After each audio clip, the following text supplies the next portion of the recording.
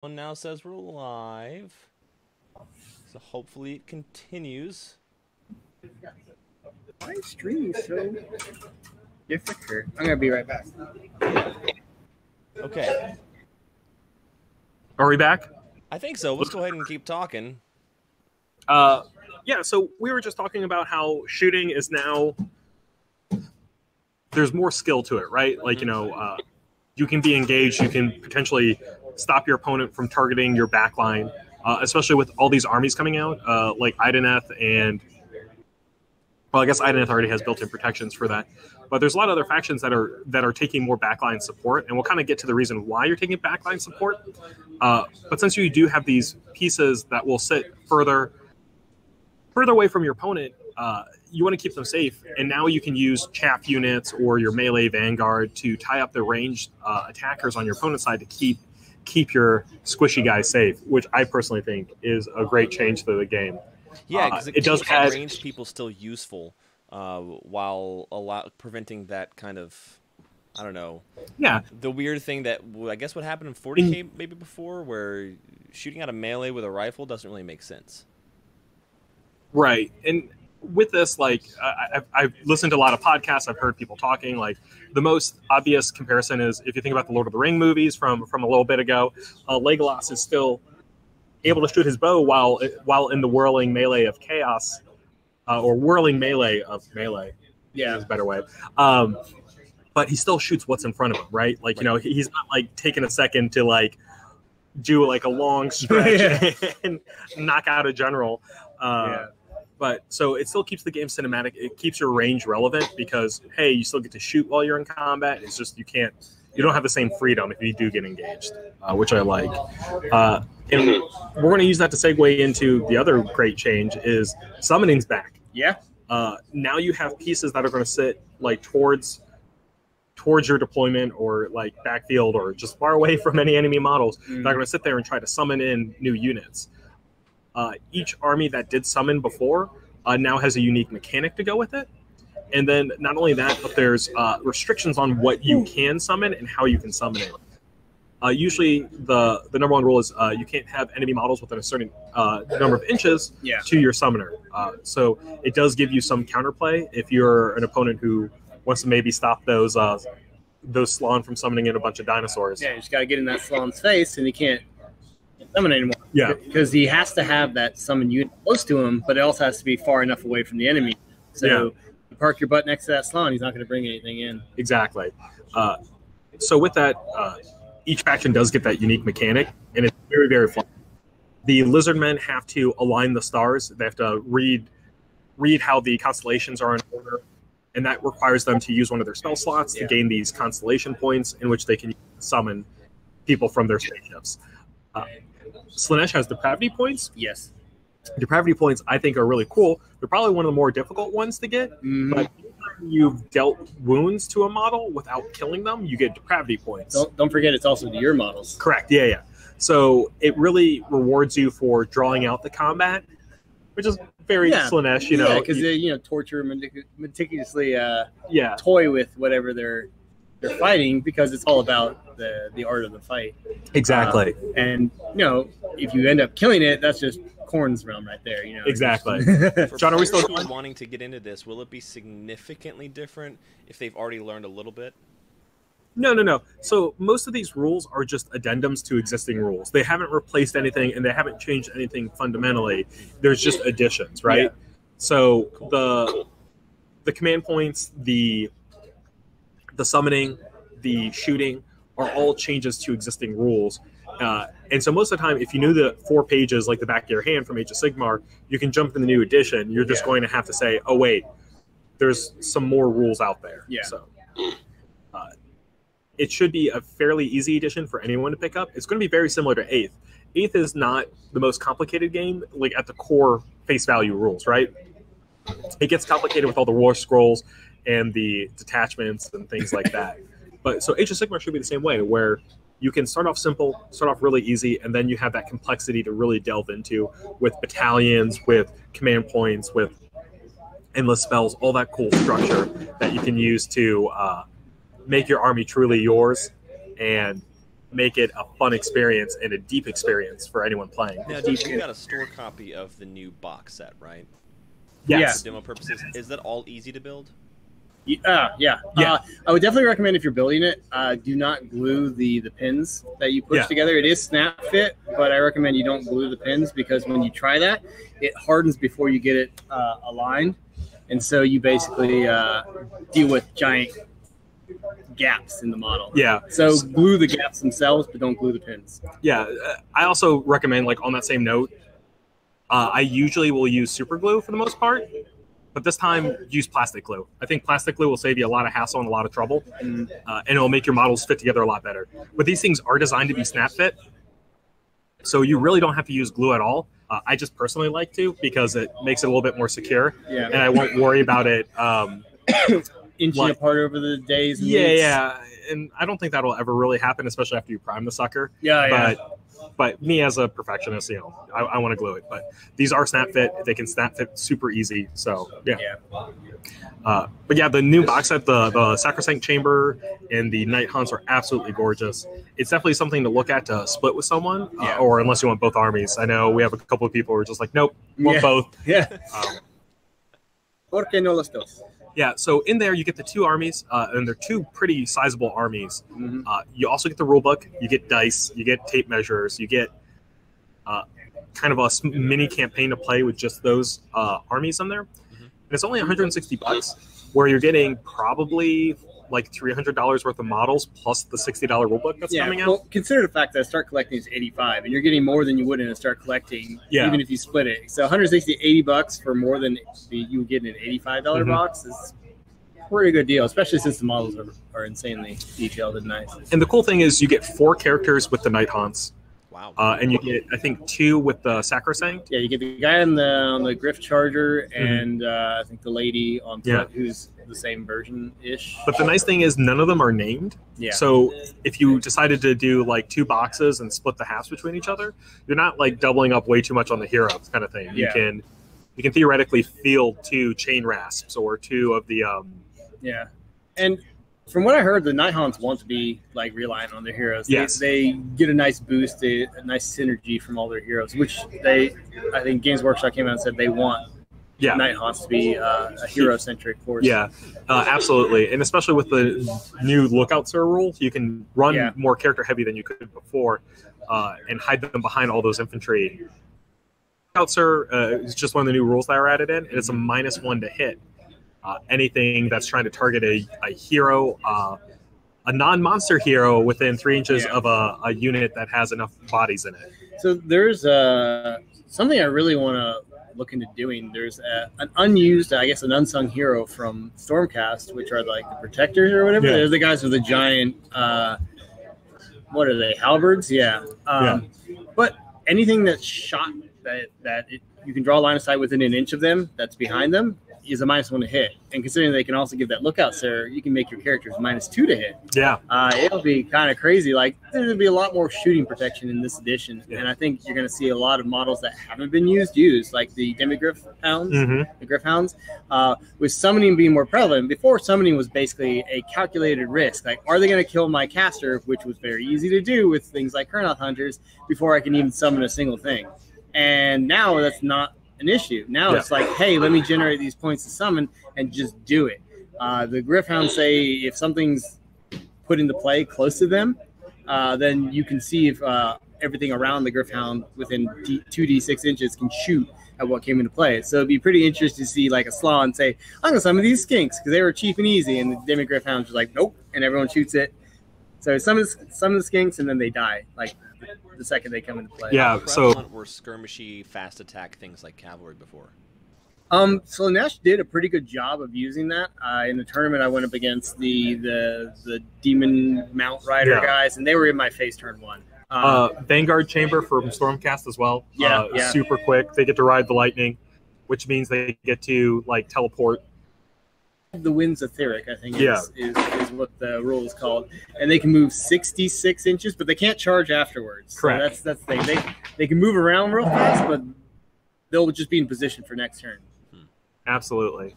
But they can shoot you still. Yeah. So yeah, there's a lot of cool things. with it. Like, and there's a lot of fast armies out there. Tzeentch with the Skyfires, which are now a little bit worse than they were before. They were a really quick ranged unit, so they would just move into position and shoot a hero and murder it. Yeah, but especially now, with your reserve dice. Exactly. Now there's the lookout serve protection, and also the fact that they can get tied up a lot easier. So if they overextend like they used to in the past, they can easily get charged and tied up for the rest of the game. Because they were no slouch with the discs of Tzeentch and melee too. Those things would eat whatever came up to them, like quite literally. They had claws and fangs. Another nice thing about this new edition is that with the General's Handbook 2018 that's coming out with the release, that's the one book that we didn't get with our preview copies, but we know across the board there's massive point reductions for most armies out there. Oh, sweet. Not every army's getting points reduction, especially for like the outliers like Skyfires and things like that. But a lot of the other armies like Ironjaws that Mark plays is seeing a points reduction across the board. The Maw Crusher is getting cheaper. Basically things that weren't, the Gore Grunters are getting cheaper. Things that were never taken really. Yeah. When General's Handbook 2 came out, Ironjaws basically fell off the face of the earth as far as the tournament scene went, just because before they were able to move really quickly up the board, get in your face, and demolish you with massive attacks supported by characters like the War Boss and the Maw Crusher. Then we lost protection from mortal wounds, so we still had some variant of it, but it wasn't as potent as the first General's Handbook. So your key characters are getting sniped off the board. Your movement up the board was no longer a guarantee. And so a lot of times you were just stuck at the back of the board losing your characters. But with the ability to essentially take more models and with new abilities always changing with each General's Handbook, you'll probably see Ironjaws more prevalent again, seeing that you can now field more, get more into your opponent's face, and protect your heroes better. Yeah. Sweet. Interesting. Okay. What are some good armies for people to start off with?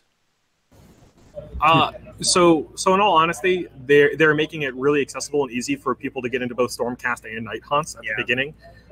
They're targeting those as both the new player-friendly armies, which I think is absolutely fine. The Night Haunts have the Ethereal rule. They don't suffer from armor penalties or armor bonuses, which means like if you have a 4-up save, you always have a 4-up save. You don't have to worry about that nearly as much. And that was a change they went from the first to the second General's Handbook. Was Ethereal used to be they would slap the armor buff on them, and the Ethereal Maws were near impossible to kill. Yeah. But that's no longer the case. Yeah. But the new changes to the base spells is actually great for Night Haunts because it's not a modifier to the armor save. It's a reroll for the armor save of 1. So Night Haunts will actually rather enjoy the new changes to Arcane Shield. So Night Haunts are going to be a really good starter army for folks because they will ignore a lot of those rules out there. Yeah. So it's one less thing for a new player to like kind of grasp around. Yeah. And then Stormcast, kind of in the reverse faction or reverse option, is that Stormcast have literally more models than I think every other faction combined at this point. Yeah. So they have a tremendous amount of variety in terms of playstyle that you can choose from. The Sacrosanct is very flexible. They get to kind of choose how they empower their weapon, whether it goes to the sword or the shield. There's multiple modes of attack or defense. The way I always consider it, if anyone plays Hearthstone, there's Druid cards. You have 2 choices. You can say, all right, I want the offense or the defense. Correct. So it's very simple. You have the Night Haunts, which say, hey, we're going to be a baseline, like, you can't affect me. And then you have the Sacrosanct Chamber, which says, hey, option A or option B. Yeah. So Thomas is asking if they updated the Seraphon stuff in the book. Yes, kind of, sort of. You'll have to read the rule book yourself, but they basically say that they don't know where the Seraphon are or what they are. So they give a lot of conjecture on what they could be. So they reference the past and what they're moving to in the future. Read the book. We have the preview copies here, so if you want to check it out, it's only a couple pages on the Seraphon. And let me know what your opinions are, because as a dinosaur scholar, I would love to talk about fake dinosaurs in a fake world. So, yeah, do that. But yeah, they're in the process of moving their fluff forward, and they've taken a lot of the feedback from the community, which is another great thing. And this is probably one of the most under-discussed things about this new edition, is the fact that they are they are like cranking the dial to 11 on the world building. Yeah.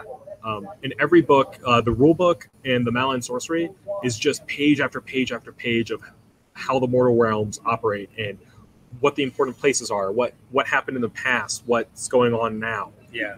So it's really good, especially for those who like the story of things. I'm personally excited for the Soul Wars book to come out, the audiobook. I'm going to slam that down and listen to that while I'm driving around. But they've been doing a great job of expanding the fluff and turning it into something that's truly unique to itself and also like incredibly interesting. So yeah, that's exciting. It's gonna be fun. So what are our plans for tournaments, leagues, etc. for the new releases of Age of Sigmar? I know we have an event, a Let's Play event, right? Yes, we have a Let's Play event. It was originally supposed to be a tournament until we found out a new edition was coming out. So we changed it from a tournament to a let's get together, let's all talk about Age of Sigmar, let's enjoy this game as a community, and go over the new rules. I know I'm going to be there. I've pretty much decided to do Seraphon in this new edition. Nice. I kind of sat on my Lizardmen for ever since Age of Sigmar started. Waiting for them to address them or talk about them more in the fluff, and they have, and they're moving them in a direction that I enjoy more. So I'm bringing those guys out, and it'll at least be a year of Seraphon, the minimum for me. So yeah. I think I'm going to be going with the Beastclaw Raiders. Ooh, yeah. Ogres are always a good choice. Those are some big models. I like fewer models right now, given my current time restrictions to play. Yeah. So to be able to push around 5 to 10 models is great. Yeah, absolutely. And that's something that's really important to go to, like in terms of like new player armies. Limited model count's always super nice because it's less rules to keep track of. Yep. And Beastclaw Raiders kind of do that better than anyone else. It's just they keep the resilience up too. Exactly. It's very hard to do. Like for example, I said the issue was mortal wound protection. That's like built into all their monsters. So it's really great. And even then, like heavy damage things that might not be mortal wounds still get cut in half against the stone tusks. Yeah. They got great rules and. I love how they actually incorporated a lot of the orders of the destruction forces. Mm-hmm. Like, even if you're not a goblin or an orc, you still in some way worship Gorkamorka. Right. Their thing is, like, they got cursed by Gorkamorka with this constant winter storm that follows them wherever they go. So they are constantly moving because if they stay somewhere too long, they get frozen. Yeah. But the funny thing is, they don't die from being frozen. Like, a lot of times they might thaw out 100 years later and be like, I guess we got to keep moving. Yeah, just uncomfortable. But so they have endless hunger and chased by a never-ending storm. Yeah, is not a great life. It's not, but they make it work. Yeah. What about you, Mark? What are you going to be playing in the new edition? Going to keep with your orcs? Or? I am honestly considering free people. Like I'm looking at a lot of the rules they have, and I don't think I'm ever going to make a tournament list out of them because I don't find the like massive shooting line. It was something I didn't really appreciate in the original Warhammer Fantasy. It's not something I want to move to in this one. But there's things like the pistoliers, the guys on horseback. Yeah. I've never seen them on the table, but I would like to build them. I have a couple of those guys ready to be built. Bring back, the great swordsman. There's a wonderful conversion where you actually use the Sisters of Silence. Oh, nice. I remember you showing me that. And I'd like to try to get that done. And, obviously bring a steam tank because I always enjoy those things. So that's another thing to discuss as well. Free peoples were kind of pushed off to the side for a majority of Age of Sigmar until recently. And a lot of that has to do with those young adult novels that a lot of people are not a big fan of. But in the end of the day, the average age of the tabletop gaming is going up, and we need to get new people into it. Yeah, and that's a great way to do it. But yeah, so those novels are all focusing on free peoples. You said the average age is going up, or you mean down? Like younger people? No. Like it's going up. Like it's like we as a generation are getting older. Gotcha. So we need to get new people into the game, younger people into the game to do that. So, but yeah, like even if you don't read those young adult novels, recognize that it's a good force for the game, getting new people into it. And also, since it's discussing free peoples, that means we're probably going to see some free people support. Just like in the new rulebook, there's even a fluff section for the free peoples. It's getting its own section in the General's Handbook, so it's getting expanded. It had a page or two in the last one. Right. But now it's getting more, right? So they're expanding the free peoples. They understand that people wanted a actual human faction as opposed to Space Marines in Fantasyland. Well, my disappointment with the original Age of Sigmar is the only regular humans shown were Chaos. Yeah. And they were, ripped with Chaos power. It's like, you're human, of average. Yeah. Do you think maybe that was an attempt for them to say, oh, we're going away from the old Warhammer Fantasy stuff where it's constantly in big cities of free people? So, like, definitely understand that the old Warhammer Fantasy humans were very, very distinct. It was very much the Germanic and like of a certain period, right? Iceland. So now the free peoples are going to be much more where, like, we've seen people like almost Grecian like clothing and style.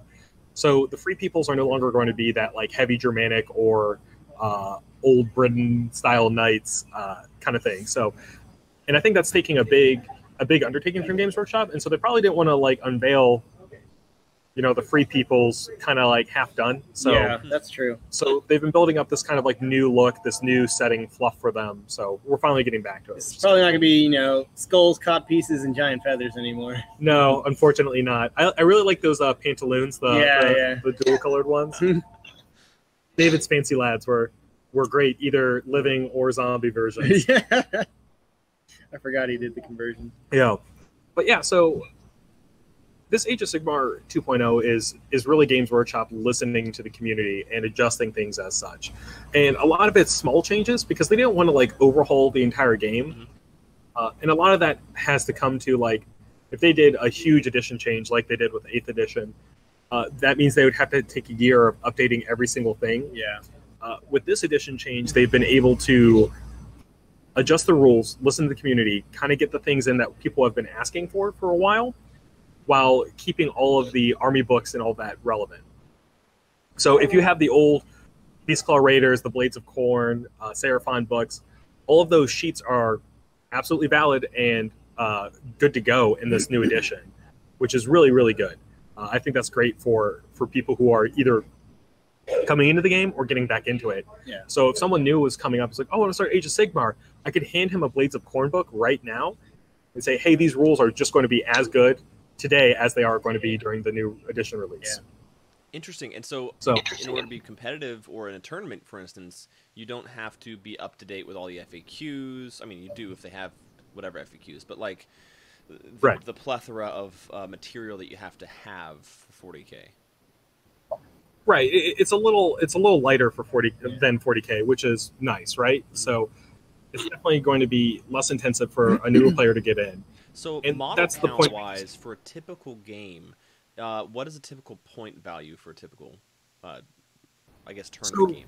At Gigabytes, we've been running mostly 1,000-point games. Okay. The average tournament size, I believe, is 2,000 across the board. But since our community is more new to the game, and also it's a new edition coming out, we're probably going to reduce the average point size game to 1,000 until people get comfortable and can adjust their armies to grow to larger games. I think Games Workshop is basically, with any rules changes, they say, here's the information on your units, apply the new rules to what you have on the cards you basically bought or with your book. So they don't go in, they don't change everything about every unit. They just say, here's the new rules that apply to what you already have. Right. So that makes the transition real easy when someone doesn't have to say, all right, so I got to learn what my spearmen do again. It's like, no, your spearmen will do the 5-up save, they'll do the 2-inch reach, and they'll do the wound on 4s, hit on 3s. Like that didn't change. What changed is your ability to protect the character behind them. What changed is their ability to rub the board. What changed is like their ability to like hold an objective and get like a +1 cover save from terrain that they've updated, things like that. But that war skull that they have will remain constant, and it's not like you have to relearn your army. You just have to relearn how it functions in the world they created. Yeah. Focus-wise, for people who might be coming from 40K, what would be the biggest difference, the reason that they would come to Age of Sigmar and play that while they're also maybe playing 40K? So maybe someone who plays a lot of Tau, for instance, might say, oh, I want to play Age of Sigmar because of X, Y, Z. What are some of those reasons? Honestly, I still think it's even quicker. Yeah, so I think Age of Sigmar plays quicker. I think the rules are lighter. So once again, it's going to be less book tracking, and the overall community itself is less competitive because of the rules, and also the setting. The setting is going to be what sells a lot of people in it. Where if you're more of a fantasy player, or if you're more interested in fantasy than sci-fi, Age of Sigmar is going to be a much, much, much more interesting game to you. So. Like for me, I started with looking into 40K, and then it's fantasy that grabbed me the most. The biggest difference between 40K and Age of Sigmar, not fantasy, is really the fact that you don't have to like dictate what weapons get shot at who and how much damage each one does. You just tally up the damage and remove that many models or add that many wounds to whatever model took the damage. Because at the end of the day, it's not like, oh, this was a 2 damage weapon, but it killed a 1 wound model, and then it transfers over here. You're just like, oh, 10 wounds? Yeah, overall, it's going to be a much lighter game, which can be attractive to a lot of people, especially, if you're playing games of 40K and you're like, I'm sick and tired of it taking 3 hours to get to turn 3 or 4. Like, I want to play something that's a little smaller, a little lighter, a little faster. That's going to be Age of Sigmar. Also, the access to like a lot of the more fun rules that are not in 40K yet, like endless spells. Endless spells are going to be a lot of fun. And that's something that they might port over to 40K sometime in the future, but it's definitely not anything that we'll see in the next 6 months to a year. But summoning a warp storm would be pretty cool. Things like that. I would say another big difference is the double turn. Yeah. That's one thing that I find great. As I've mentioned many times, Iron Jaw player, I have almost no range. I have a dragon that screams at you, and that's my range unit. But for my army sometimes is I'm speed 4. That's extremely slow. And when an opponent just says, I'm going to go 12 inches from you, or however far their max range is, and shoot you, and that's going to be what happens next turn. Yeah. And then the next turn, and then the next turn, it gets kind of bothersome. But when it's like, hey, you can do that max distance, but know that if I get a double turn, I'm going to be in your face and you will die, because I am an Iron Jaw player and combat is my forte. Yeah. And you've peppering me with arrows this entire time. Good luck if I get that double turn. Exactly. And it just keeps the game from being stagnant, I think. And it also keeps the game from it's harder to get as invested. Like, I don't want to use the term invested, but I'm having trouble finding a more accurate term. But like with Age of Sigmar, the double turn, there's always a chance of that randomness kind of catching you off center, and that makes it harder for me to get upset when something doesn't necessarily go my way in Age of Sigmar, because hey, they're very explicit that there's a chance that randomness can honestly just ruin your day, kind of thing. So, and it's also a risk versus reward. Like, are you willing to commit enough forces to deal with this here, and perhaps get ruined when your opponent fights back, and then the next turn fights back again? Yeah, it's like double turns are a risk versus reward thing. And they've also made it less random with the ability of the person who had the first turn to win ties, essentially. They can dictate who goes first and second if there's a tie on the roll to go first, so it's no longer re-rolls for who goes first on the initiative, except for the first turn. Which I like as well, because it gets really frustrating. Like, I don't know why this happens every time you're trying to take initiative in whatever game you're playing, but it's like on a D6, we both roll a 6. You're like, cool. Then we both roll a 4. Yeah. Then we both roll a 3. And like after 5 or 6 rolls, eventually Mark wins. Yeah. And so now I was watching a couple battle reports of people trying out the new rules. The guy who went first rolled a 6, and he was like, sweet. I know I have the first turn because no matter what my opponent rolls, we're going to tie if anything else, right? Yeah. So it takes you rolling something that's really good, like a 6, you're like, it makes it feel good. So having that control over it is a little nicer. And also keeping the double turns in also just, once again, keeps that game a little bit more random and a little bit more compelling. Yeah. It also gives you the opportunity to come back, which is another big thing. It's not always about like you crushing your opponent and keep that crushing going. Sometimes it's, oh man, I'm really far behind. If I got that double turn, I can kind of attrition my opponent a little bit more, which is a really nice thing to have. Also, as far as like the noise people make at tables, it's always a double turn. Yeah. That gets everyone, someone rolling for initiative and be like, no, and the other side just cheering, yeah, and then everyone laughs. Yeah. That's the experience I've seen. It's never been, like flipping the person off. You're like, Yeah. screw you. This would have been No, it's never that bad, but it's nice. It honestly is just one of those nice things about the game, and it's something that like I forget about a lot. The double turn and how much of an impact it can have, and how much it does improve my enjoyment factor. It's weird to think because conceptually I can say, no, I don't like that idea. I give it a shot, and it's absolutely great. Yeah. So it's one of those things where it is a good system, and if you haven't tried it, give it a shot. I'll be right back. All right. What is the advantage of the person that doesn't get the double turn bonus? So endless spells are controlled by the person who goes second. So there's no longer just a guaranteed, like, I got the first turn, I have every advantage that comes with it. So there is not 100% advantage for going first anymore. A lot of times you might, if, say, for example, there was a tie on the initiative roll, and so you're like, well, you have an endless spell right next to me that will destroy the majority of this unit if it manages to move over me. I can't allow that to happen, so you go first, and that means I get to immediately move this endless spell somewhere, towards you, perhaps, or just out of the way so that it doesn't ruin my day. Outside of endless spells, is there anything?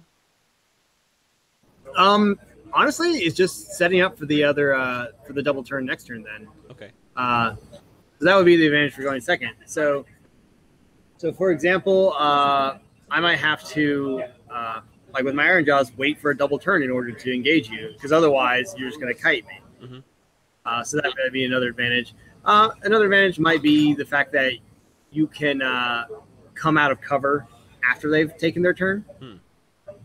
The double turn. I mean, it's all about that. It's really just the fight for initiative when it matters that I like about the game. What's your average setup time for a game?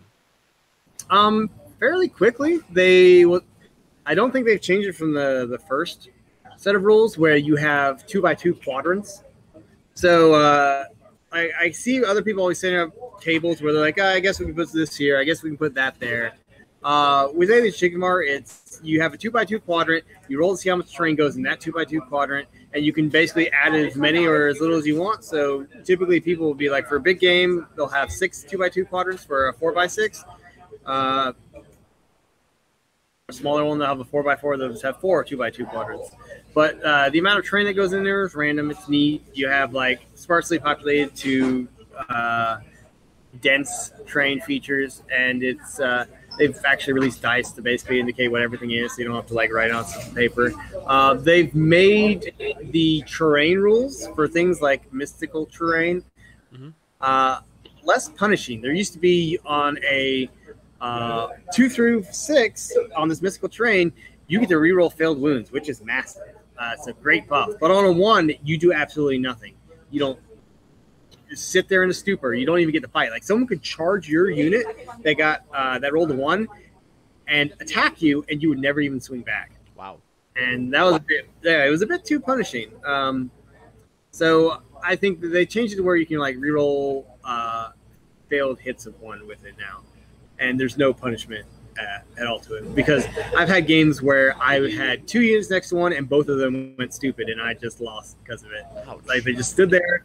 The person came in, murdered them all while they sat there drooling, and it was enough for me to just like think, all right, I never want to be next to this mystical terrain again. Wow, that's cool. Are there any factions that don't have a start collecting at the moment? Free Peoples? Oh yeah, Free Peoples don't have it. Dispossessed, like a lot of the older factions don't have it, and I think I agree with John with the whole like they want to resculpt Free Peoples into something different, because look at even when they released Silver Tower, there was a black guy was a warrior priest, and with that it really shows that because the old world was focused on essentially Europe. You had a little bit of Egypt with the Tomb Kings, but below that there was actually a whole country. Like, humans were everywhere. They actually had Japan. Like, the ogres were supposed to be like from the Mongol region. And what's funny is North America was dark elves, and they had lizardmen in South America. But humans existed all across the world, and like you just focus on this one Germanic Franco culture. And so now that just all over the realms, and there's different people everywhere, you can really start to incorporate different cultures that we have in this world into like the free people's culture. So I think if they're going to do a start collecting for free peoples, it's definitely going to be a unique, like, new. This is what people are. Like some of the old, some of the new, but really, I think the old, like, frilly pantaloony villager conscripted into the army is I don't want to say done. Like, they still want you to use the older models. They exist. They look wonderful.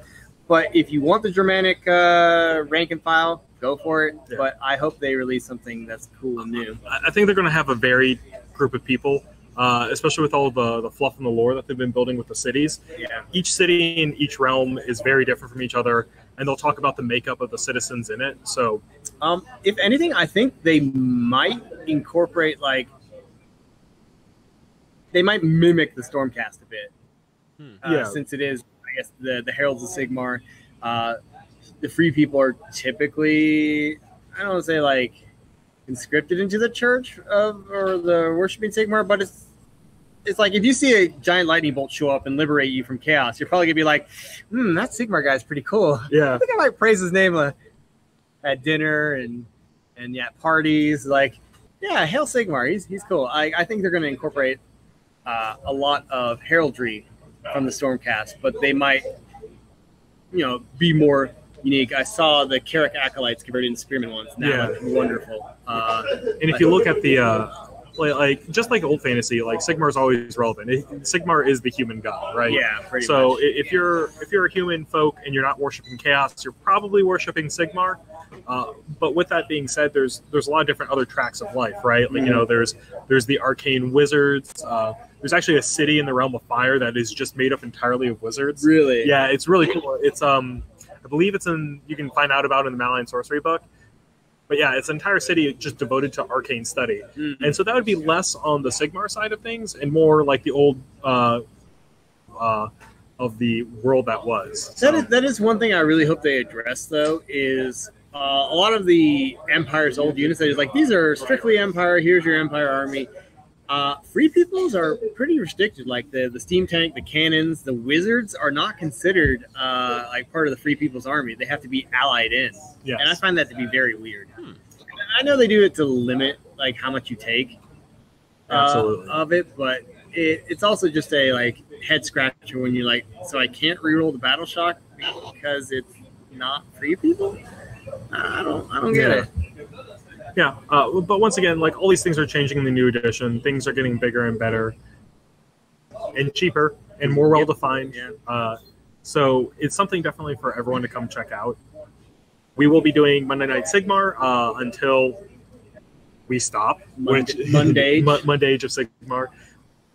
Expand to a weekend day. So if you guys are interested in Sigmar and you say, hey, show up on a Saturday or a Sunday, we can try to make that a set day so people can get their Sigmar in during an off day. Yeah. So, because personally, I want to see the game grow and flourish.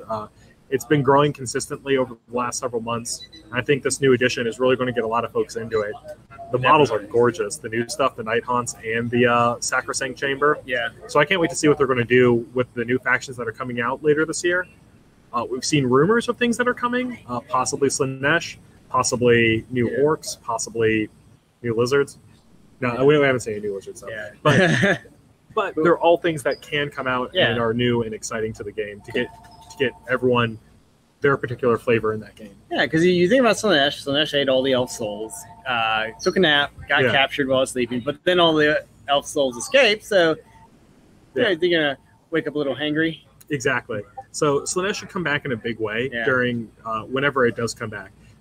Same as all the other 40k / Age of Sigmar demon releases. We'll see something with the Emperor's Children, and then we'll see a Slaanesh release in Age of Sigmar shortly after that. Mm-hmm. I don't have any dates for that. It's just it follows the pattern that we've seen so far, and it's making sense in both 40k and Age of Sigmar storylines going on. So, yeah, get excited, guys! There's going to be a whole new demon faction to play. It's going to be great. Which I personally. So we have 10 minutes left. We're going to segue into Rumble Slam. Yeah. What a game. Rumble Slam. Here's a mat. So Rumble Slam is a new fantasy wrestling game by TT Combat, so Tabletop Combat. it combines all of your favorite elements from any sort of fantasy genre with all of your favorite pro wrestling pieces. Yeah. So it is a game. It's a light game in terms of the fact that the investment's relatively small. All you need is a starter plus a couple other characters to get yourself a full team, plus the dice, and then a mat to play on. And all to all, like between two people, each person should probably spend $75-$85 for a full game. Yeah. And you can keep buying additional characters and things like that from there, but it's a fairly cheap investment for anyone who wants to play this tabletop. So I started with Zangief because No, he's not named Zangief. I'm going. I know. Yeah. I'm going with the popular culture it was pulled from. Yeah. So I have Zangief, Andre the Giant, and Leonidas from 300. So there's a lot of characters in the game that are either analogies to famous wrestlers or pro wrestlers that have been out. Popular culture characters. Yeah. There's reference to Ninja Turtles. There's a reference to Jake the Snake. There's a reference to Hulk Hogan, Randy Savage, Ultimate Warrior. Like, so if you're a wrestling fan at all, this is a great game to pick up because you'll see all those Easter eggs jammed in there. I never grew up much on wrestling, but the models are gorgeous, and the fact that there is a whole dinosaur faction, which is a super big plus. That's what your lizardman will look like. Yeah, exactly. So there's a lot of cool things to that game. We're starting a weekly Monday meetup for it. And like I said, the rules are relatively light. Each character or starter set that you buy has all the stat cards for the characters in it. And from there, it's going to be a combination of what the stat card says plus what the rulebook says. So it's not too bad of a learning curve for it. But the whole objective of the game is to assemble assemble a team of wrestlers from a faction. There's only, I think, 6 factions, and they're pretty broad. So the lizard men or the dinosaur wrestlers that I have are all from the nature faction. And so the nature faction consists of plus a lot of the animal/elf characters that are out there. Fairies as well. Yeah, and then there's also kind of like a human folk and allies faction, which consists of a lot of the humans plus the dwarves. There's like a nightmare faction, an undead faction, like a barbarian, and then a barbarian faction. Yeah. So they all have specific names in the setting, but all you have to do is build a team of wrestlers under that faction, and then you're playing a game. And the objective is to more or less throw all of your opponent's wrestlers out of the ring. So ideally, you could just buy a bunch of cheap wrestlers to run around, but your cheap wrestlers aren't going to be able to compete necessarily as much as the bigger, tougher guys. So and the heavier guys. Yeah, it's very hard to throw Andre the Giant out of the ring. Yeah, so weight is definitely a thing. The lighter guys, if you look at them, they'll be knocked back a couple of spaces. So yeah, it's a really cool game. I saw a couple of gameplay videos, and it looks really fun. Basically, you get like rewards and bonuses based on how you please the crowd. So if you really like a particular move, if you do the same move twice, you have a less likely chance of doing it because the crowd might be bored by it. Really interesting mechanics like that. Yeah, so the crowd pleasing mechanic is one of the core features of the game. You're going to want to do big flashy moves to get the favor of the crowd. So you can get bonuses from there, because nobody wants to just be the heel and just like throw sand and push someone out of the ring, right? So you're going to have to appeal to the crowd to gain their favor to get bonuses to win games. Yeah, you got to get the people's elbow. Exactly. It's a really interesting game. I know we're running short. On Monday, we're going to try to stream either myself or one of the other staff members who've been learning how to play. Kind of can give you guys a demo of it. We currently have the whole line in stock, and we have reorders on the way for anything that we're missing, or even extra things that people ordered. So check it out. Rumble Slam. Yeah. And with that, guys, I am going to take off. The Privateer Press keynote starts in about 5 minutes. This is going to be from War Machine and Hordes Lock and Load Fest up in Seattle. They're going to be unveiling the new set of things coming out through the next year. So we want to keep an eye on it and definitely report back to you guys as much as possible. Yeah. All right. Cool. Thanks for joining us, guys. Have a great day. We'll see you at the store. Come by and play this weekend if you're in the Atlanta area. And if you're not, say hi to us on Facebook. Make sure you like the page. Subscribe to our YouTube. And we're also on Twitch as well. You can follow us there. Do a lot of streams, so it's a good times. Bye, everybody. Bye, everybody.